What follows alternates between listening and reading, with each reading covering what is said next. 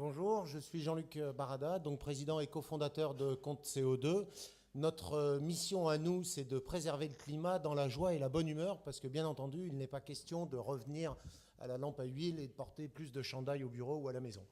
Alors, d'un point de vue économique, il y a 3 instruments aujourd'hui qui ont été utilisés pour lutter contre le changement climatique. C'est les taxes, quotas et la réglementation, avec un succès mitigé puisque les contributions des pays à l'accord de Paris montrent qu'on est sur une trajectoire de 3 degrés, alors que l'accord signe pour une limitation à 2 degrés, voire 1,5.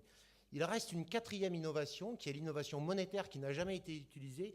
Et c'est précisément cette innovation monétaire que nous mettons en œuvre. Donc nous créons une monnaie mondiale numérique dédiée au climat.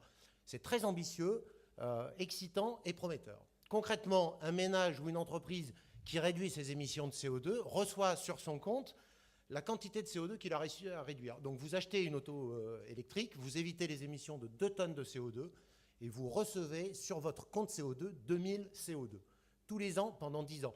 Donc en fait, on a décentralisé la planche à billets, on a décentralisé le minage du CO2 directement auprès des gens qui peuvent réduire leurs émissions de CO2.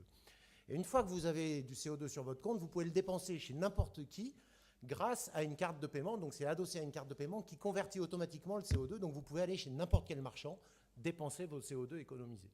Voilà. Alors cette conversion du CO2 en euros, elle est possible et elle vaut 50 € pour 1000 CO2 grâce à des entreprises qui, de façon volontaire, compensent leurs émissions de CO2 parce qu'elles pensent que c'est un enjeu majeur pour la survie de l'humanité. Et concrètement, ces entreprises, on leur dit on va racheter du CO2 à vos salariés, ce qui fait que quand vous voulez donner 100 € de salaire à un salarié sur une feuille de paye, ça vous coûte 200. Nous, on va leur dire on va compenser 2 tonnes de CO2 avec 140 €. Donc, et avec ces 140 €, on va effacer 2 tonnes de CO2, dont 100 auprès de votre salarié. Donc il y a une économie qui est directe pour l'entreprise, c'est très intéressant. C'est une politique RSE innovante et c'est une action concrète pour le climat. Merci.